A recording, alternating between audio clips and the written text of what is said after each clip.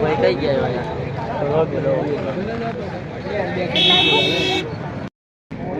તો મને ખબર નહીં, પણ એટલું ખબર કે પાછળ જે બાઇક લઈને ફેમિલી ચાલી રહ્યો હતો એમાંથી અથડાતા બચ્યા અને સીધા એને મારી ગાડી ઠોકી દીધું. કોઈને મોટી જાનહાની થઈ? કોઈને જાનહાની થઈ નહીં, પણ ગાડીને નુકસાન થયું છે, મોટું નુકસાન છે.